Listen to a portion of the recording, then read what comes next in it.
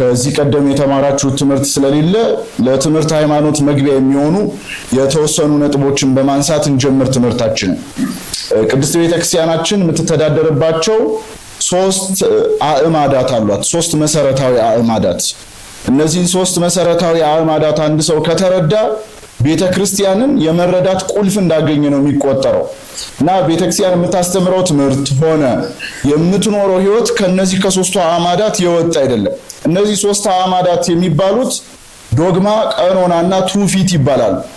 ሶስተኛው አእማድ ትውፊት ይባላል። ትውፊት ማለት ውርስ ቅብብል ማለት ነው። ውርስ ቅብብል ማለት ክርስቶስ ለሐዋርያት ሰጣቸው፣ ሐዋርያት ለሐዋርያን አበው፣ ሐዋርያን አበው ለተከታዮቻቸው እንዲህ እየተቀባበሉ አይደል እኛ ጋር የደረሰው። ዶግማውንና ቀኖናውን የተቀበልንበት መንገድ ትውፊት ይባላል። ዶግማ መሆኑን ያወቅነው በትውፊት አማካኝነት ነው። ቀኖና መሆኑን ያወቅነው በትውፊት አማካኝነት ነው። የኦርቶዶክስ ቤተክርስቲያን ከምትጠራባቸው ስያሜዎች መካከል አንደኛው የትውፊት ቤተክርስቲያን የሚል ነው። የትውፊት ቤተክርስቲያን የሚል ታዲያ ከቤተክርስቲያኒቱ ከዶግማ ትምህርቶች መካከል አንደኛው እና ዋነኛው አምስቱ አዕማደ ምስጢራት ናቸው። አምስቱ አዕማደ ምስጢራት ናቸው። የመጀመሪያው አምስቱ አዕማደ ምን ሶስት ቃላትን እዚህ ጋር እናገኛለን። አምስት አዕማድ ምስጢራት፣ አምስቱ አዕማደ ምስጢራት ማለት ነው። ያው ቅዱስ ጳውሎስ ነው አንደኛ ቆሮንቶስ ላይ በተናገረው ቃል መሰረት አምስት ቃላትን ልናገር እወዳለሁ፣ አምስት ቃላትን ብቻ ልናገር እወዳለሁ ያለውን ቃል መሰረት ተደርጎ ነው እነዚህን አምስት አዕማዳት አድርገው አባቶቻችን ስርዓት ይሰሩልን። እነዚህ አምስቱ አዕማዳት የሚባሉት ምስጢረ ሥላሴ፣ ምስጢረ ስጋዌ፣ ምስጢረ ጥምቀት፣ ምስጢረ ቁርባንና ምስጢረ ትንሣኤ እና ሙታን ናቸው። ምስጢረ ትንሣኤ ሙታን አይባልም። ምስጢረ ትንሣኤ እና ሙታን፣ ምክንያቱም የክርስቶስ ትንሣኤ ከማን ትንሣኤ ይለያል? ከኛ ትንሣኤ ስለሚለይ ማለት ነው። ስለዚህ የመጀመሪያው ኦርቶዶክስ ማለት ስነ ፍጥረትን በስነ ፍጥረትነታቸው ማወቅ ነው አለ። ሁለተኛው እግዚአብሔርን እሱ በገለጠልን ልክና ደረጃ ማወቅ ምን ማለት ነው? የፈጣሪ ምስጢር ማለት ነው። እና ምስጢር አሁን አንዳንድ ሰው ለምንድን ነው በአደባባይ በዩቲዩብ ይሰበካል ስለ ምስጢረ ሥላሴ፣ ከዛ ደግሞ በጉባኤም ይሰበካል፣ መጽሐፍት ተጽፏል፣ ሁሉም እኮ ያገኘዋል፣ ሁሉም ያነበዋል ይላል አንዳንድ ሰው። እና ለምን ምስጢር ሆነ? እና ለሁሉ ከተነገረ ሁሉ የሚሰማው ከሆነ ከተባለ ፈጣሪ በገለጠው ልክና እግዚአብሔር በገለጠው ልክና ደረጃ ብቻ የምናውቀውና የምንረዳው ጉዳይ ስለሆነ ነው ምስጢር የተባለው ማለት ነው። ምስጢረ ሥላሴን የማያውቅ ሰው ሰለስቱ ምዕት ምስጢረ ሥላሴን የማያውቅ ሰው እድናለሁ ብሎ እንዳያስብ ነው የሚሉት። ስለዚህ ማወቅ ግዴታ ነው። በተለይ እንደኛ እድሉ ለተመቻቸለት አካል ደግሞ የግዴታ የሆነ ጉዳይ ነው ማለት ነው። በስመ አብ ወወልድ ወመንፈስ ቅዱስ አሐዱ አምላክ። አንድ ላይ እናማት። በስመ አብ ወወልድ ወመንፈስ ቅዱስ አሐዱ አምላክ አሜን። እግዚአብሔር የምትወዱት እሱ እግዚአብሔር አምላክ አብልጦ የሚወዳችሁ የሉል እግዚአብሔር ቤተሰቦች እንደምን አደራችሁ? እንደምን እስከ ሰዓት ቆያችሁ? አሜን። ምሕረትና ቸርነቱን አብዝቶ ለዚህች ቀን ለዚህ ሰዓት በሰላም በጤና ያደረሰን አምላካችን ሉል እግዚአብሔር ስሙ ከአጽናፈ ዓለም እስከ አጽናፈ ዓለም የከበረና የተመሰገነ ይሁን። አምላካችን ሉል እግዚአብሔር ቢወድና ይፈቅድ ለተወሰኑ ሰዓታት ከኔ ጋር የምንቆይበት የትምህርት ርዕስ የሚሆነው በማስታወቂያው ላይ እንደተመለከታችሁት ምስጢረ ሥላሴ የሚል ይሆናል ማለት ነው። ለነቢያቱ፣ ለሐዋርያት፣ ለሊቃውንት ጥበብ ምስጢር ማስተዋል የገለጠ እግዚአብሔር መንፈስ ቅዱስ በመካከላችን ተገኝቶ ጥበብን ምስጢርን ማስተዋልን ይገልጥልን ዘንድ የሱ የአምላካችን ቅዱስ ፈቃድ ይሁንልን።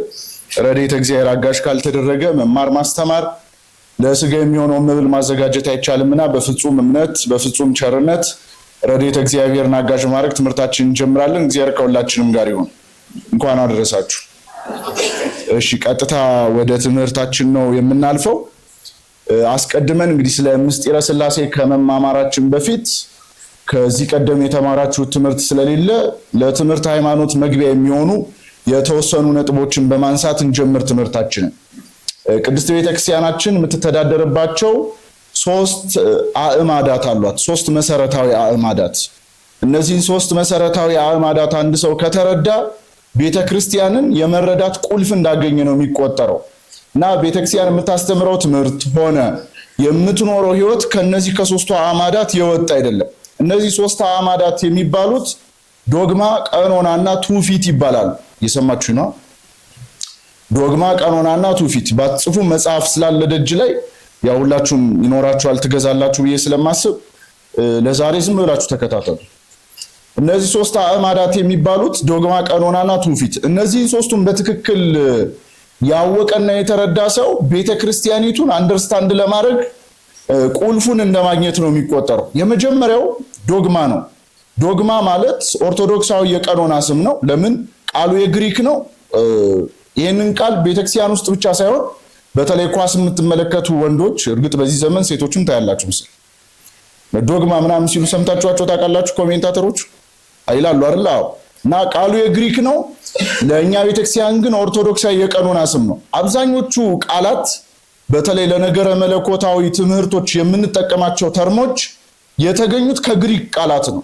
ምክንያቱ ምንድነው ከተባለ እጅግ በጣም የዘመን ትልቅነት ርዝማኔ ስላለው የግሪክ ቋንቋው በጣም የዳበረና ሪች ነው እና ሐሳቦችን ኤክስፕረስ ወይም ደግሞ ሐሳብ መሸከም የሚችሉ ቃላት አሉት እና አብዛኞቹ ለነገረ መለኮት የምንጠቀማቸውን ቃላት የተወሰዱት ከግሪኩ ነው። አሁን ለምሳሌ አብዛኞቹ አንዳንድ ሰዎች ለምንድነው በአማርኛ ቅዳሴ የማይቀደሰው፣ አምልኮት ለምንድነው በአማርኛ የማንፈጽመው የመሳሰሉት ነገሮች ይባላሉ።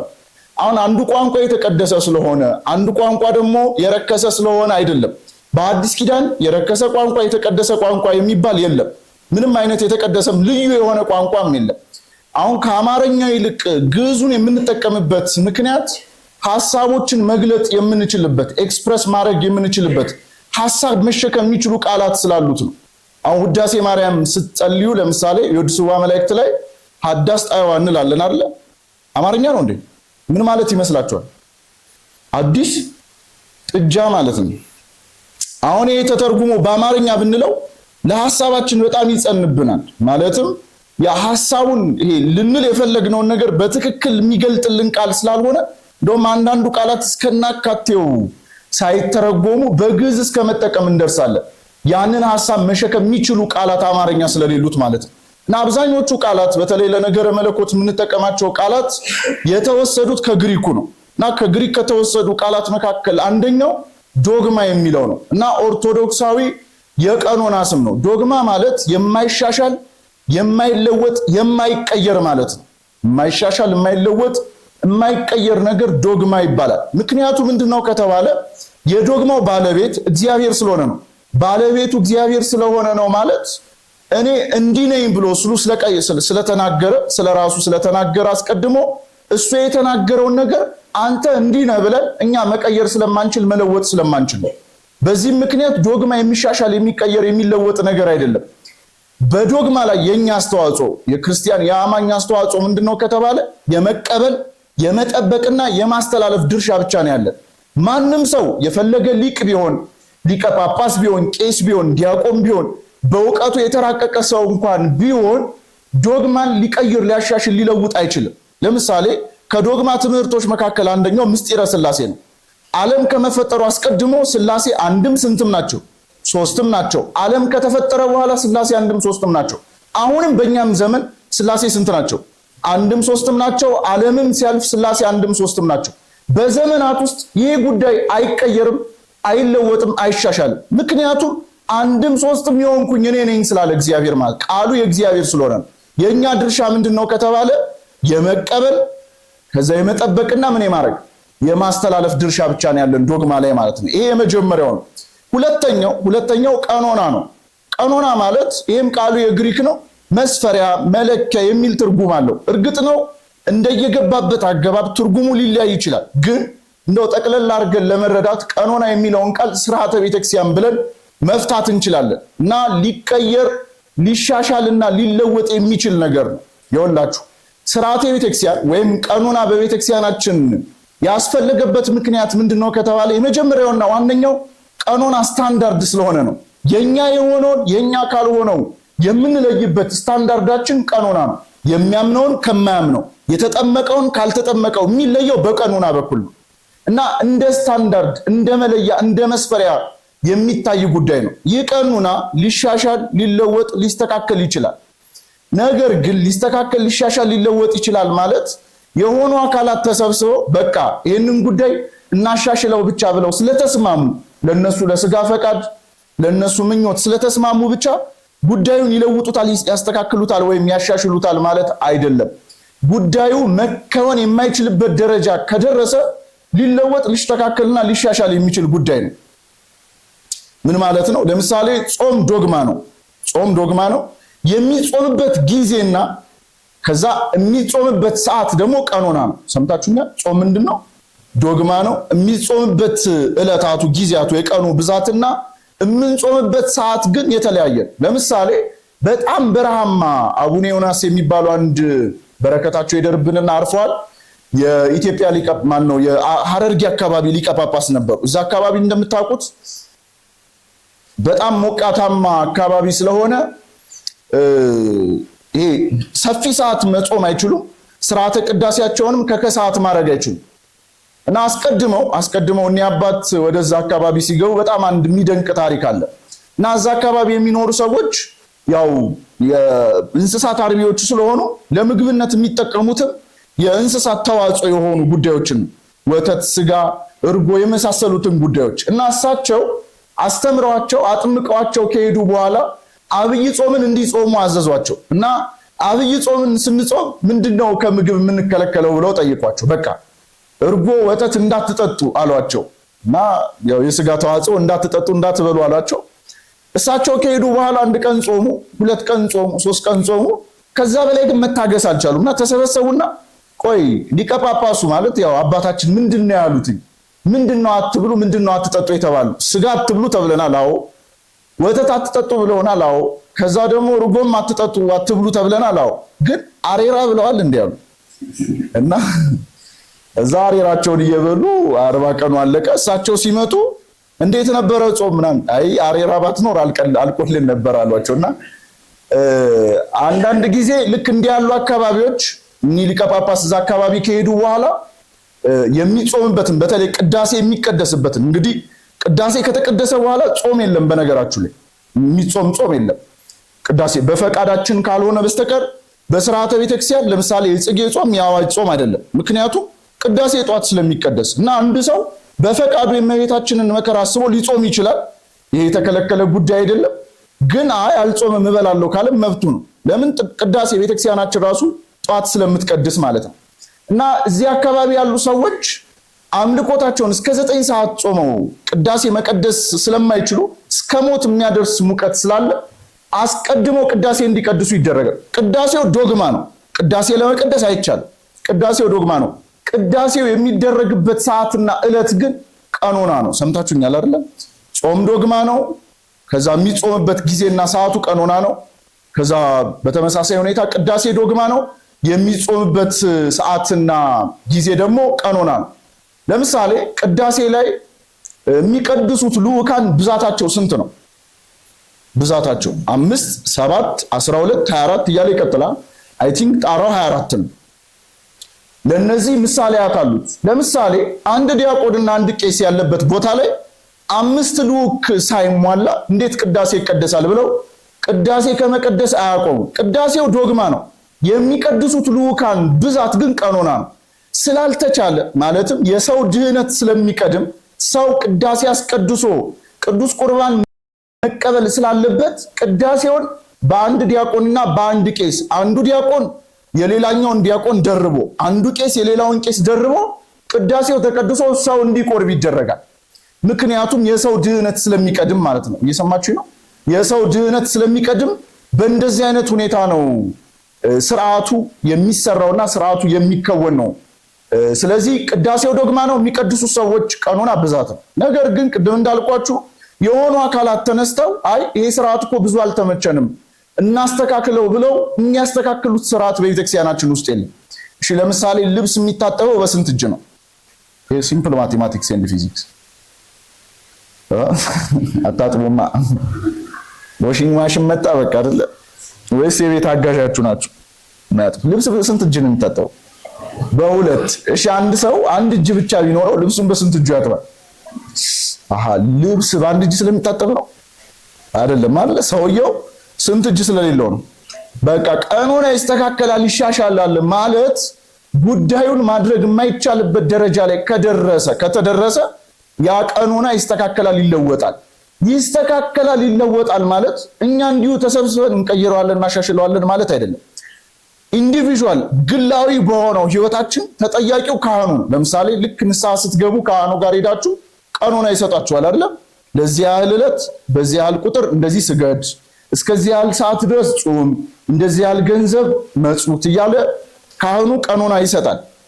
እና ለምሳሌ ጾም ከተቀበላችሁ በኋላ እየጾማችሁ ሶስተኛው ቀን ላይ ጨጓራችሁ ተነሳና መጾም አልቻላችሁ፣ አይ በቃ ምጽዋት ላድርገው ብላችሁ በራሳችሁ ፈቃድ ምጽዋት መቀየር አትችሉ። ግዴታ ካህኑ ነው ይህንን ጉዳይ ሊቀይርላችሁ የሚችለው። በግል በተሰጠን ቀኖና በግል ባለን መንፈሳዊ ህይወት መብት ያለው ጉዳዩን የማስተካከል መብት ያለው ማኑ? ካህኑ ነው። እንደ ቤተ ክርስቲያን ደግሞ ቅዱስ ሲኖዶስና ሊቃነ ጳጳሳቱ ናቸው። ለምሳሌ የገና ጾም መግቢያውና መውጫው አይታወቅም ነበር። መውጫውና መግቢያው ማን ነው? መግቢያው አይታወቅም ነበር። እንዴት ነው አይታወቅም ማለት? ዘመነ ዮሐንስ ሲሆን ጳጉሜን ቀያይራት የለም እና አንዴ በ16 አንዴ በ15 ይሆናል እና እስካሁን ድረስ እንደው ቅርብ ጊዜ የታተሙ ስንክሳሮች ካልሆኑ በስተቀር ስንክሳራችንን እንኳን ብንመለከተው በዘመነ ዮሐንስ በዚህ ዕለት ይገባል፣ በእነዚህ በሶስቱ ዘመናት ደግሞ በዚህ ዕለት ይገባል ተብሎ ነበር የተቀመጠው። ግን የሰውን መደናበር የሰው በቃ እንደዚህ ስርዓታዊ ጉዳዮች ላይ አይደለ ብዙዎቻችን የምናወራው አይደለ? ጾም መቼ ነው የሚገባው ምናምን እንትን ገና ጋር አለው ምናምን አይደለ አብዛኞቹ። እና እኔ አንድ አሁን ግሸን ጉዞ ነበረንና ይሄ ጥያቄ ለእናንተም ነው የሚሆነው፣ መልሱን አልነገራችሁ እና ምን ብለው ጠየቁኝ። ለምሳሌ ውዳሴ ማርያም ዛሬ ዕለተ ሰንበት እሑድ ነው አይደለ? 12 ሰዓት ካለፈ በኋላ የመቼውን ውዳሴ ማርያም ነው የምናደርሰው? የሰኞውን አይደለ? በጣም ጥሩና ለምሳሌ ዓርብና ሮብ ጾም አለ አይደለ? አለ አይደለ? ለምንድን ነው ከ12 ሰዓት በኋላ ማን በለው አሉኝ። ሰምታችሁኛል? እና ትንሽ ጥያቄው የሚያደናብር ይመስላል። እና ምን ላችሁ ፈልጌ ነው ሰዎች እኮ ጾም አይጾሙም እስከናከት እና አብዛኞቻችን እንደው አንጾምም ራሱ ማለት እስከናካቴው ምንጾም ሰዎች ላንሆን እንችላለን። እንደዚህ ይኸውላችሁ አባቶቻችን ስርዓት የሰሩበት ምክንያቱ ምንድነው ከተባለ ይኸውላችሁ ምን መሰላችሁ? አጥር እንዲሆን ነው። ለዶግማው አጥር ነው ስርዓተ ቤተክርስቲያን። ለምሳሌ አንዲት ንጹህ ያልሆነች ሴት ረክሳ ሳይሆን የቤተ መቅደሱን ቅድስና ለመጠበቅ ጽላቱ የሚገኘው እኮ ቅድስተ ቅዱሳን ውስጥ ነው። ነገር ግን ከመቅደሱ ትከለከላለች፣ ከአውደ ምሕረቱ ትከለከላለች። ከዛስ አንደኛውን ገረገራ ትከለከልና ሁለተኛው ገረገራ ላይ ነው የምትሆነው። አሁን ይሄ ገረገራ የሚባለው ለጥንት አብያተ ክርስቲያናት ነው በብዛት ትንሽ ሰፋ ያለ አጥቢያ ያላቸው አካባቢዎች ነው በደንብ ክሊር የሚሆን። ምክንያቱ ምንድነው ከተባለ አርቆ ለማጠር። አሁን ለምሳሌ ቡና ይጠጣል አይጠጣም አይነት ክርክሮች አሉ አይደል?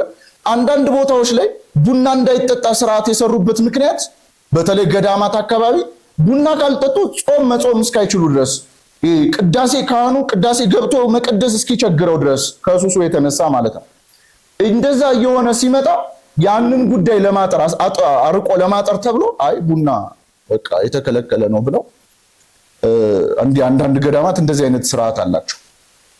ከዛም ሚስ አንደርስቶት ተደርጎ ደግሞ ሌሎች ደግሞ በሌላ መንገድ ደግሞ ይተረጉሙታል። እንደዚህ እንትን ነው እሱ ሳይሆን እንዲህ ያሉ ገዳማት ላይ እንደዚህ አይነት ስርዓት የተሰራበት ምክንያት አርቆ ለማጠር ነው። እና ቤተክርስቲያን ስርዓት የምትሰራበት ምክንያት ኦፍ ኮርስ ስርዓተ ቤተክርስቲያን በራሱ ለነገረ ድህነት ያለው አስተዋጽኦ ቢኖርም ማዕከሉ ግን ዶግማ። አብዛኞቻችን ስርዓቱ ወደ እግዚአብሔር ሊያቀርበን ሲገባ አብዛኞቻችን ግን ስርዓቱ ላይ ነው የቆምነው። አብዛኞቻችን ማለት ከእግዚአብሔር ጋር ህብረት መመስረት እንኳን እስካንችል እዛ ላይ ብቻ እስክንቆም ደረጃ አድርሶናልና አብዛኞቻችን የሚያሳስበን የስርዓት ጉዳይ ነው። ኤኖዌስ ስርዓተ ቤተክርስቲያን ይሻሻል። ይሄንን ለምሳሌ ቅድም ያልኳችሁን የጾሙን አባቶቻችን በጾም ብትከራከሩ ለጾም አድሉ የሚለውን የፍትሐ ነገሥት የሰለስቱ ምዕትን ቃል መሰረት አድርገው በ15 እንዲገባ አዘዙ። በ16 በ15 ነበር እየተምታታ የነበረው በ15 እንዲገባ ታዘዘ። አሁን ይሄ እንግዲህ ጾሙ ዶግማ ነው። የሚጾምበት ጊዜ ግን ምንድነው? ቀኖና ነው። ስለዚህ አጠቃላይ የቤተ ክርስቲያኒቱ ጉዳይ ስለሆነ ይህንን ጉዳይ ያሻሻሉትና ያስተካከሉት ቅዱስ ሲኖዶስ ሊቃነ ጳጳሳቱ ናቸው ማለት ነው። ግልጽ ነው። ስለዚህ ሁለተኛው ይሄ ነው። ሶስተኛው ይኸውላችሁ ስርዓት ስንል አይ ቲንክ ስርዓተ ቤተክርስቲያን ተብሎ ለብቻው ኮርስ ስለሌለ ነው። ስርዓት ስንል አንዳንድ ሰው ምን ይሰራል ስርዓት ምናምን ይላል። ይኸውላችሁ ስርዓት በጣም አስፈላጊ ጉዳይ ነው። ቅድም እንዳልኳችሁ አንደኛው ስታንዳርድ ነው የሆነውን ካልሆነው፣ ሁለተኛው በአንድነት ሆነን በስርዓት አምልኮታችንን እንኳን ለእግዚአብሔር የሚቀርበውን አምልኮት እንኳን መፈጸም እንዳንችል ነው የሚያደርግ። ለምሳሌ አሁን እዚህ ያስተማርኩኝ ድንገት ከመሃል ላይ የሆነው ሰው ተነስቶ ልክ ሌሎች አዳራሽ ላይ እንዳሉ አሜን ምናምን ቢል አስባችሁታል እንዴት እንደሚረብሸኝ። አሁን ለምሳሌ ሰው እንኳን ተነስቶ ለሚወጣው ይረብሻል። ጉባኤ ሰው እያስተማረ እንኳን ተነስታችሁ የምትወጡ ሰዎች ያ የሚያስተምረውን ሰውዬ ትረብሹታላችሁ። እና ቤተክርስቲያን ስርዓት የምትሰራበት ምክንያት የሚፈጸመው አምልኮ ወጥነት ያለውና ህብረታዊነት እንዲኖረው ነው። ቅዳሴ ላይ ለምሳሌ ሁላችንም አንድ ላይ አሃዱ ብንልስ፣ ዲያቆኑ ተንሱ ሲል አብረን ተንሱ ብንልስ፣ ስርዓት ስትሰራስ ቤተክርስቲያን ይበል ህዝብ አላት፣ ይበል ካህን፣ ይበል ዲያቆን ብላ ስርዓት ሰርታለች። ስለዚህ የምንፈጽመው አምልኮት እንኳን ይሄ ህብረታዊነታችንን እንዳያሳጣን እንዲሆን ነው ማለት ነው። ግልጽ ነው። ሶስተኛው አዕማድ ትውፊት ይባላል። ትውፊት ማለት ውርስ ቅብብል ማለት ነው። ውርስ ቅብብል ማለት ክርስቶስ ለሐዋርያት ሰጣቸው፣ ሐዋርያት ለሐዋርያን አበው፣ ሐዋርያን አበው ለተከታዮቻቸው እንዲህ እየተቀባበሉ አይደል እኛ ጋር የደረሰው። ዶግማውንና ቀኖናውን የተቀበልንበት መንገድ ትውፊት ይባላል። ዶግማ መሆኑን ያወቅነው በትውፊት አማካኝነት፣ ቀኖና መሆኑን ያወቅነው በትውፊት አማካኝነት። የኦርቶዶክስ ቤተክርስቲያን ከምትጠራባቸው ስያሜዎች መካከል አንደኛው የትውፊት ቤተክርስቲያን የሚል ነው። የትውፊት ቤተክርስቲያን የሚል ነው እና በቤተክርስቲያናችን ትልቅ ቦታ ከሚሰጣቸው ነገሮች መካከል አንደኛው ቅዱስ ትውፊት ነው። ቅዱስ ትውፊት ማለት አሁን ብዙ ሰው ቤተክርስቲያን በመጽሐፍ ቅዱስ ብቻ የምትመራ ይመስለዋል። መጽሐፍ ቅዱስን ራሱ ያገኘነው በትውፊት ነው። ባይገርማችሁ ትውፊት ስንል የመጀመሪያው ቃላዊ ትውፊት አለ፣ በቃል የሚወርድ የሚተላለፍ። ሁለተኛው ቁሳዊ ትውፊት አለ። ልክ ለምሳሌ ህንፃ ቤተክርስቲያኑ በውስጡ የሚገኙት ንዋያትና መጽሐፍቶቻችን ከቁሳዊ ትውፊት የሚቆጠሩ ናቸው። ለምሳሌ አምላካችን ልዑል እግዚአብሔር ለአዳም ይችን ዕፀ በለስ አትብላ ያለው ጽሑፋዊ በሆነ ህግ ነው እንዴ? በምኑ ነው ያለው? አዳም ከበላ በኋላ የተቀጣው ይሄው እዚህ ጋር እኮ የተጻፈውን ህግ እኮ ጥሳል ተብሎ ነው እንዴ? በቃል የሰማው አይደለ? ስለዚህ ቃላዊ ትውፊት አስቀድሞ እግዚአብሔር ዓለምን ፈጥሮ አዳምን አትብላው ካለበት ጊዜ ጀምሮ ያ ቃላዊ ትውፊት ሲወርድ ሲዋረድ የመጣ ጉዳይ ነው። ጥሩ። በመጽሐፍ ቅዱስ ራሱ ቃላዊ ትውፊት ምን ያህል አስፈላጊ እንደሆነ የምንመለከተው ሁለት ቦታዎችን ምሳሌ እናስቀምጥ። የመጀመሪያው በዕብራውያን መልእክቱ ላይ ቅዱስ ጳውሎስ ምዕራፍ 12 ቁጥር 12 ላይ ሙሴ ነው ይህንን ቃል የሚናገረው። እጅግም ፈራው ተንቀጠቀጥኩም አለ ይላል። ሙሴ እጅግም ፈራው ተንቀጠቀጥኩም አለ እና በየትኛውም የኦሪት መጽሐፍት ውስጥ ሙሴ እንዲህ ያለበትን ቦታ አታገኙት።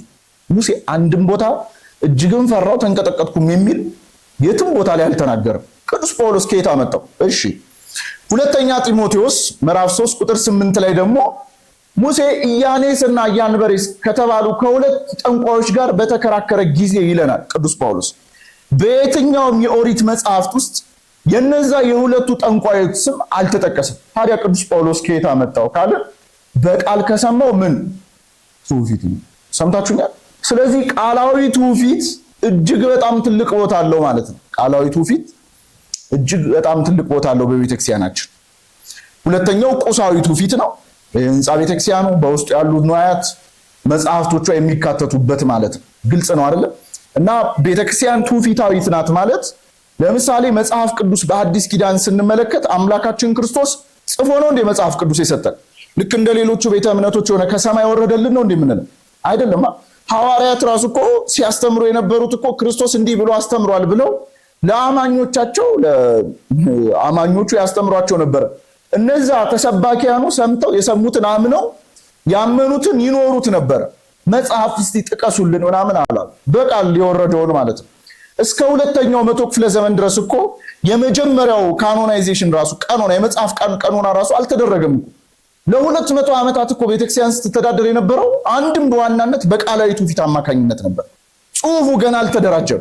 ሁለተኛው መቶ ክፍለ ዘመን ላይ ራሱ ተጠናቆ መጽሐፍ ቅዱስ አሁን በምናየው ደርዝ ልክ አላገኘ ነው።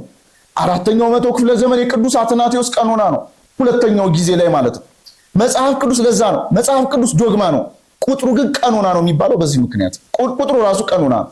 ስለዚህ ይኸውላችሁ ያንን ራሱ ካኖናይዝ ያደረጉት አባቶቻችን ናቸው። እነ ቅዱስ ሄሬኒዮስ እነ ቅዱስ አትናቴዎስ እነሱ ካኖናይዝ ቀኖና አድርገው የሰጡንን መጽሐፍ ቅዱስ ተቀብለን ካኖናይዝ ያደረጉትን አባቶች አለመቀበል አንደኛ ሴሌክቲቭ ክሌሚንግ ነው። የሆነ ነገር ብቻ ነጥሎ የምንወደው የምንፈልገውን ነገር ብቻ መቀበል ብቻ ይመስላል። ስለዚህ እነሱ የጻፏቸውን መጽሐፍት እነሱ ያስተማሯቸውንም ትምህርቶች ምን እናደርጋለን? እንቀበላለን ማለት ነው። መጽሐፍ ቅዱስ ሙሉ አይደለም፣ በራሱ ሙሉ አይደለም ማለት ለድህነታችን አያስፈልገንም ማለት የሚያስፈልገን በቂ ነገር የለውም እያልኳቸው አይደለም። ስለ ቅዱስ ቁርባን በትክክል ተቀምጧል፣ ግን እንዴት መፈጸም እንዳለበት አይደለም የተቀመጠልን። ገብቷችኋል አይደል? ስለዚህ ሙሉ የሚያደርገው ቅዱሱ ትውፊት ነው ማለት ነው። በትውፊት ሙሉ ይሆናል ማለት ነው። ስለዚህ እነዚህ ሶስት መሰረታዊ ነገሮች አንድ ሰው በትክክል ከተረዳና ካወቀ ቤተክርስቲያንን በደንብ አድርጎ አንደርስታንድ ማድረግ ይችላል፣ ማወቅ ይችላል ማለት ነው። ግልጽ ነው። እና አንድ ጊዜ አቡነ ቴዎፍሎስ በነበሩበት ጊዜ ላይ ነው እና ጾም ሊቀንሱ ነው ተባለ እና እየተባለ ይወራል፣ ያው ጠላቶቻቸው ማለት ነው። እና ዓርብ ዕለት ስጋ ቤት ነው፣ ስጋ እየቆረጡ ነውና እንዲህ ጳጳስ እኮ በቃ ጣም አስቸገሩ ምናምን ይላል አንዱ።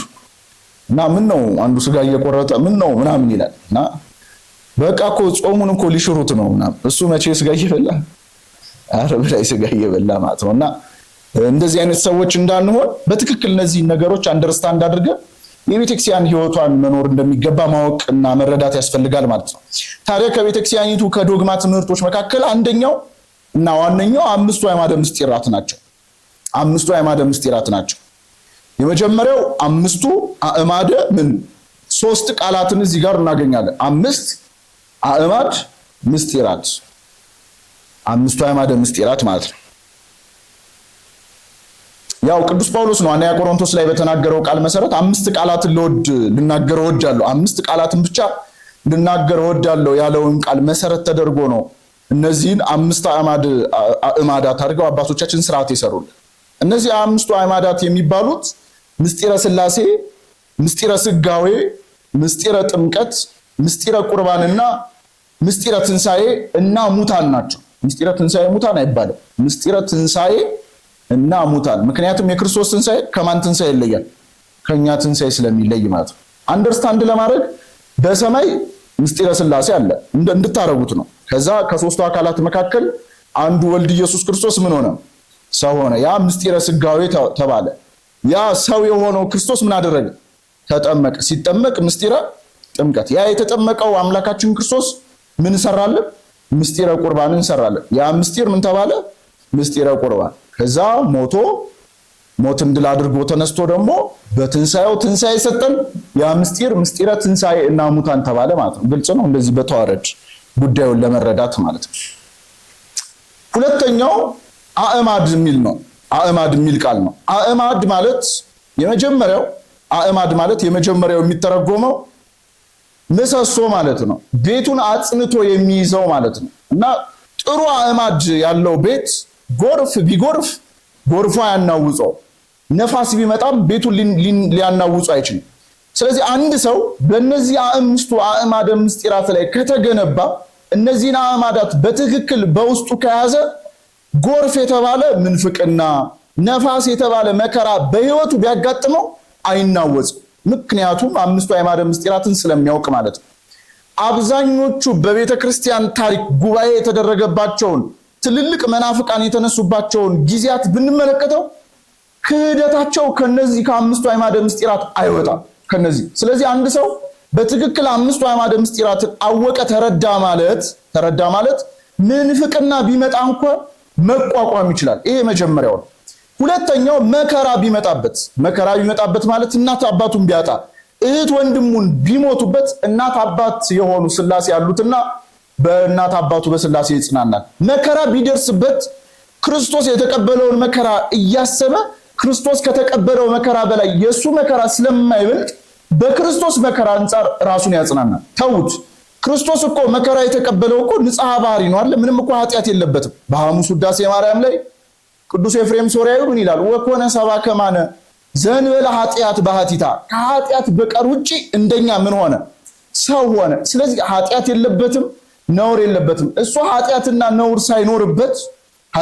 ነውር ሳይኖርበት መከራ ከተቀበለ እኛ እንኳን መከራ ብንቀበል ከምናችን ነው? ከኃጢአታችን። ስለዚህ በክርስቶስ መከራ አንጻር መከራችንን እናጽናናለን፣ በመከራችን ውስጥ እንጽናናለን።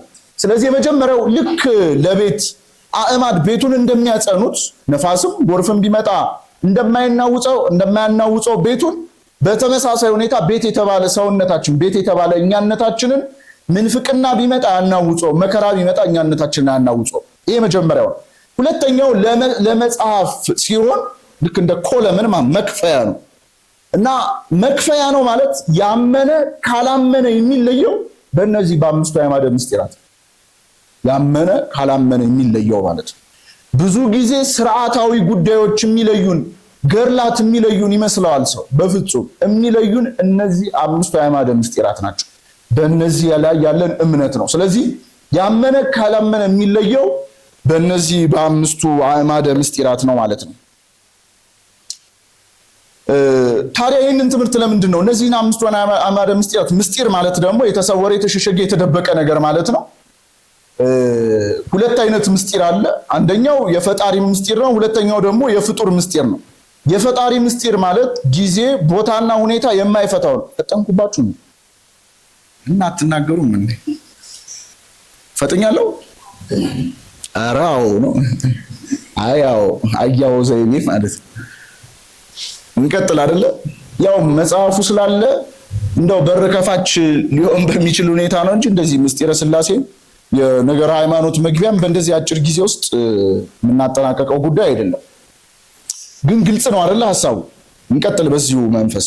ጥሩ። ስለዚህ ምስጢር ማለት የመጀመሪያው በሁለት ይከፈላል። አንደኛው ብዙ አይነት ምስጢራት አሉ፣ ግን የጎሉት ሁለቱን እንጥቀስ። የመጀመሪያው የፈጣሪ ምስጢር ነው። ሁለተኛው የፍጡር ምስጢር ነው። የፈጣሪ ምስጢር ማለት